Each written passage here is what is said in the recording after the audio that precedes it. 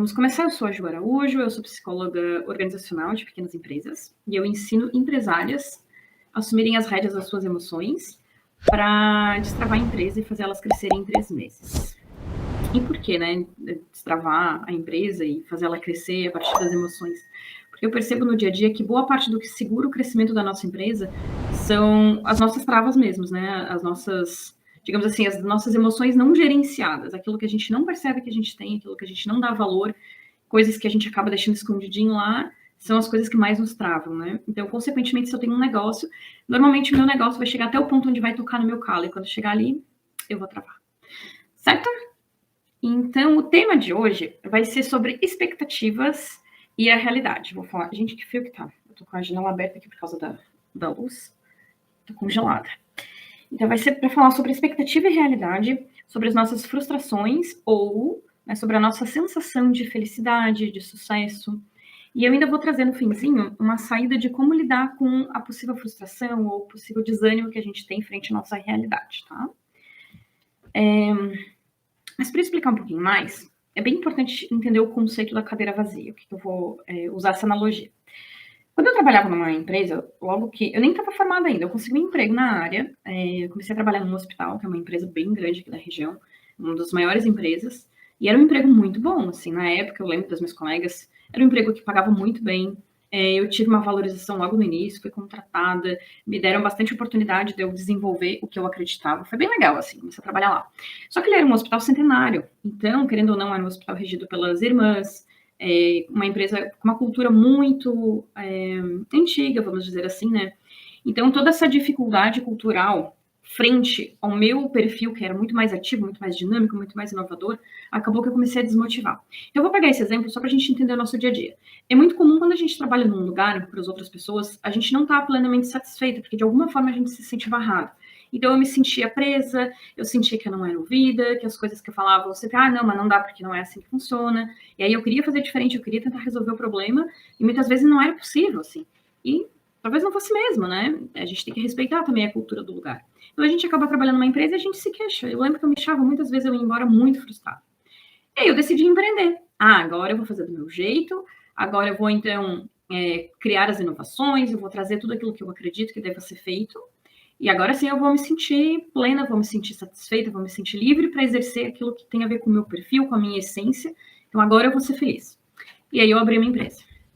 E foi lindo, eu comecei a fazer tudo que eu gostaria de fazer no início, até que a realidade veio por cima de mim, começou a me mostrar que nem sempre é como a gente sonha, né?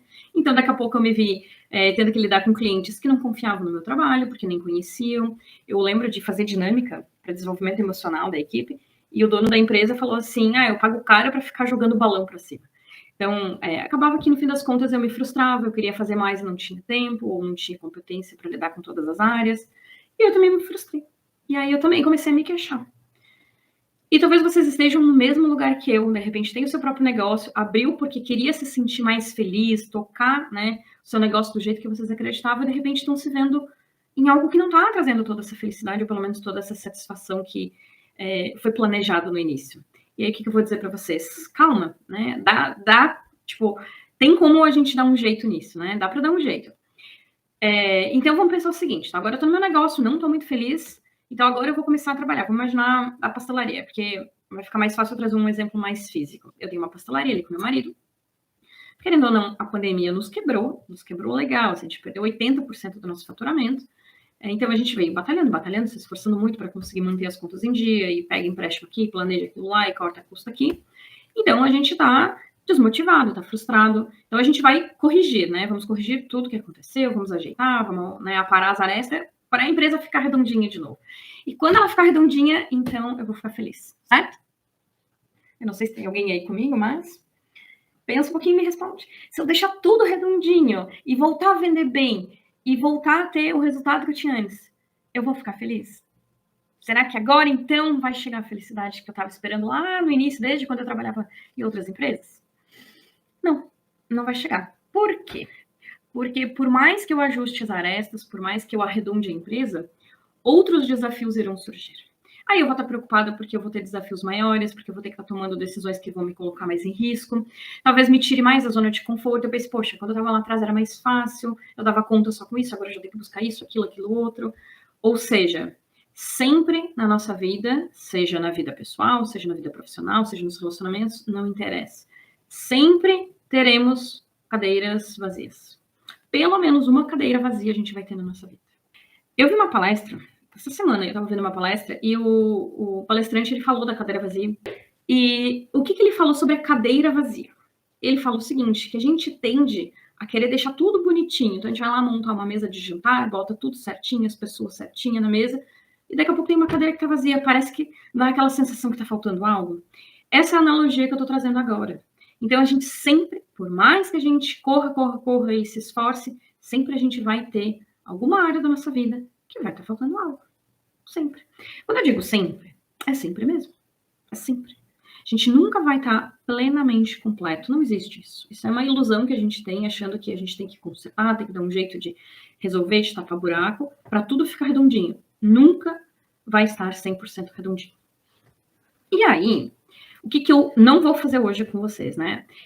Eu não vou ensinar vocês a resolverem tudo que aparecer na frente. A minha ideia não é ensinar vocês a correrem para tornar, porque eu ouço muito assim, eu vou corrigir isso, ou muita gente fala assim, eu vou primeiro ajeitar a minha empresa para depois, então, iniciar um processo de consultoria. Ou eu vou buscar corrigir aquele problema que está me dando dor de cabeça para depois eu investir num programa desse de melhoria da empresa. E nunca vai terminar. Nunca vai terminar. Por mais que a gente se esforce para corrigir, daqui a pouco vai surgir outro problema. E daqui a pouco outro, porque essa é a vida. E algumas lives atrás eu já falei sobre isso, né? E aí, eu queria contar para vocês um pouquinho, de forma mais prática. Eu, dentro da minha história de vida, né, eu tenho uma coisa muito de consertar problemas. Então, desde pequenininha, eu tinha que dar conta de alguns problemas, enfim, né, tem a ver com a minha história. E aí eu cresci entendendo que eu precisava consertar os problemas dos outros o tempo inteiro. E não é à toa que eu escolhi ser psicóloga, né? Então, foi perfeito, assim, escolher fazer psicologia atendeu essa demanda que não é saudável minha, de tentar consertar os problemas o tempo inteiro. Mas, enfim, voltando a isso, tem, para quem entende mais, não é muito a minha praia, mas, assim, essas leis do poder que o pessoal fala, né, tudo aquilo que a gente dá ênfase, tudo aquilo que a gente foca, cresce, né, então eles falam, inclusive, para coisas positivas, assim, então tudo aquilo que eu fizer, que eu me dedicar, vai crescer. Freud fala um pouquinho diferente, Freud fala que tudo aquilo que eu invisto, e aí investir seja energia, seja tempo, seja dinheiro, tudo que eu invisto, cresce, né, então... um filho, quando a mãe ganha um bebê, é necessário que a mãe invista nesse bebê. E a mãe investe muito, né? A mãe acaba investindo muita energia naquela criança, porque aquela criança precisa daquele investimento para crescer, né? Então, conforme vai crescendo, aí a criança vai se virando melhor, a mãe começa a deixar de investir tanto nela para voltar o investimento para si mesma, né? Estou chegando nessa fase bem feliz agora, porque a fasezinha é cansativa, quem é mãe aí sabe, né? Mas voltando então lá às leis do poder, enfim, ou a questão do investimento que o Freud fala, né? Tudo que a gente investe, tudo que a gente foca, tende a aumentar. Se eu, Juliana, sem que eu perceba, eu tenho a tentativa sempre de vou consertar problemas. Quanto mais eu conserto problemas, o que mais me aparece? Outra perguntinha para vocês. Ela é bem óbvia. Quanto mais eu conserto problemas, mais o meu olhar vai procurar problemas. Então, é claro que vai aparecer mais problemas. Quanto mais eu me esforço para resolver, mais problema vai surgir. Parece doideira, mas é verdade. Não quer dizer que eu vou criar mais problemas, mas quer dizer que eu vou encontrar. Sabe aquele termo assim, quem procura acha? Minha mãe sempre dizia. Às vezes não procura, porque se tu procurar, tu vai achar. E é fato. Então, quanto mais eu olho, mais eu vou achar. Tá, Ju, e o que isso tem a ver com a cadeira vazia, né? É sobre isso.